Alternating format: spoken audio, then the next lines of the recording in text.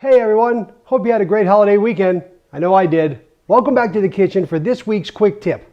I got a request for this one.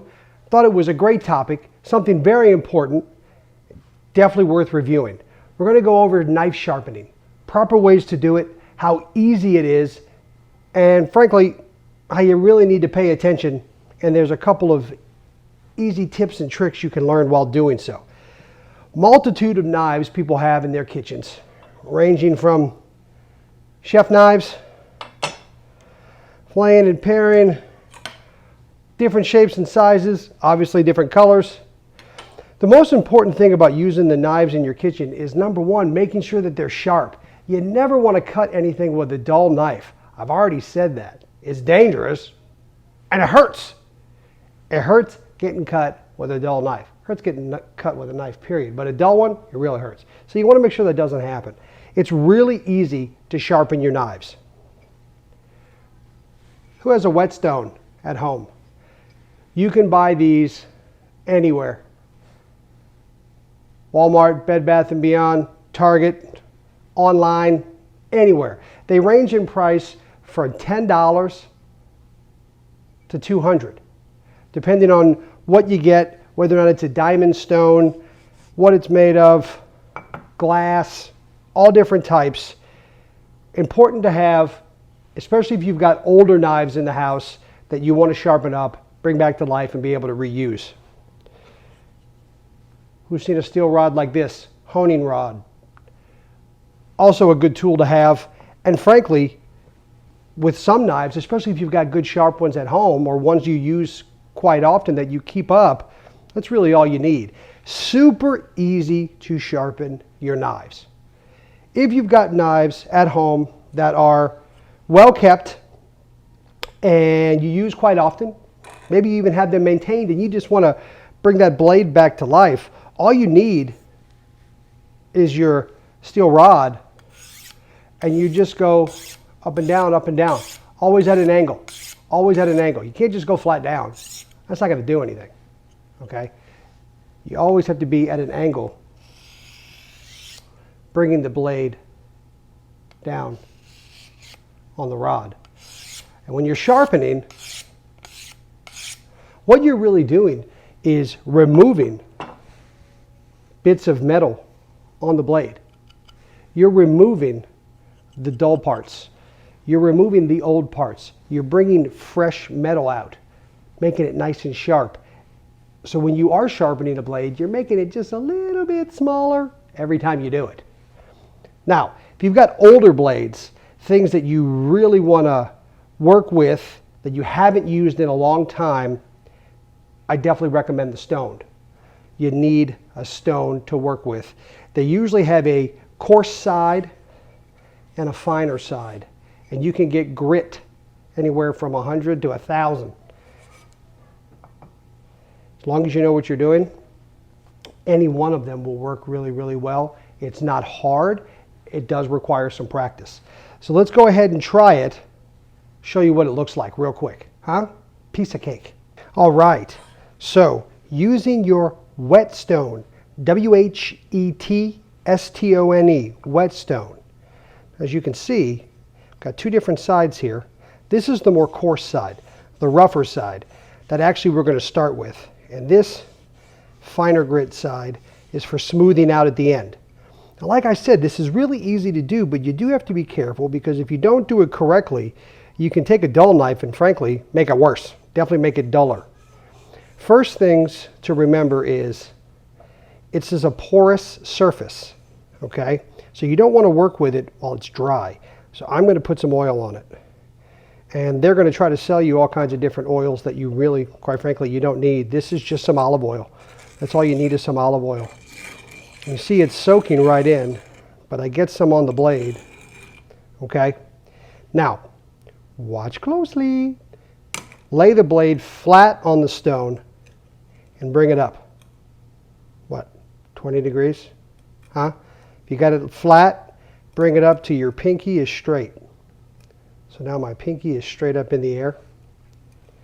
So now I've got the blade at an angle, so it's on the stone. 2 fingers go down at the end, on the blade, not on the stone, but on, excuse me, on the knife, not on the blade. And all I'm going to do is push away from me, keeping that angle, keeping the angle. Don't have to push super hard, but I do want to make sure to keep it flat. The blade is there the whole time. Flip it over. I'm going to come back towards myself now on the opposite side. That way you get both sides. And what we are doing is we are removing old pieces of metal.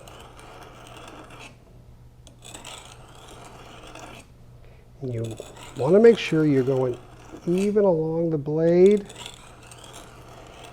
the same amount of times on both sides.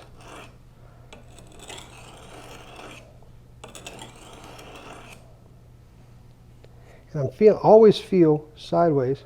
Never run up and down the blade. You will definitely cut yourself open. But you feel like that, I can feel the sharpness. I can feel new, smooth metal. There's no dents. See how I'm going both ways? Once you go back and forth on both sides, on the coarse side, you want to smooth out your work. So flip it over to the fine grain side, the smoother side, a little more oil. Wipe it on. And I'm going to do the same thing again. Hear that? You hear how smooth that sounds? Because what I'm doing this time is I'm smoothing out everything that I just took off. You might be wondering, why is he using a purple knife? Well, you know what? I'm using the knife with the color because that way you can see, you can really see the new blade. Do you see how shiny the metal is at the bottom? That's the new steel coming out. See? Up, flip it over, back, up, back. I'm keeping that 20-degree angle. And if you want to test yourself, put your pinky down. Like I said, as long as your pinky is up straight, you're at the right angle. Last thing I'm going to do after I've gone back and forth over that stone, I've got a damp paper towel, just wiping it off. Now watch this. Do you see that? See the black?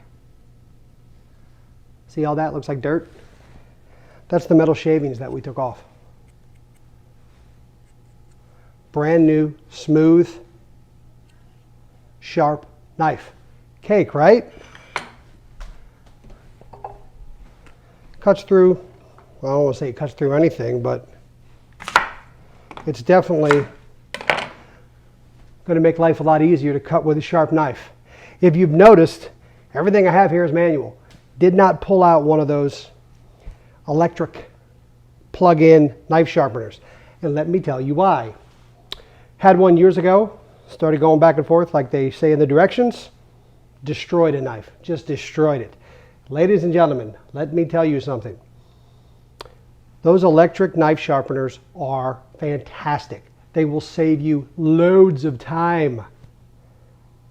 If you don't know how to use it, you will destroy your knives. Personal preference.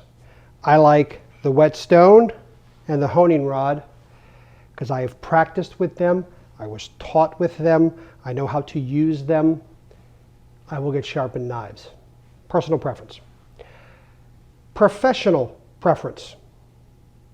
I use Whetstone and honing rods to sharpen knives because I was trained with them and I know how to use them. If you have an electric knife sharpener, or if you want to get one, fantastic. Learn how to use it. Watch a YouTube video on how to use one.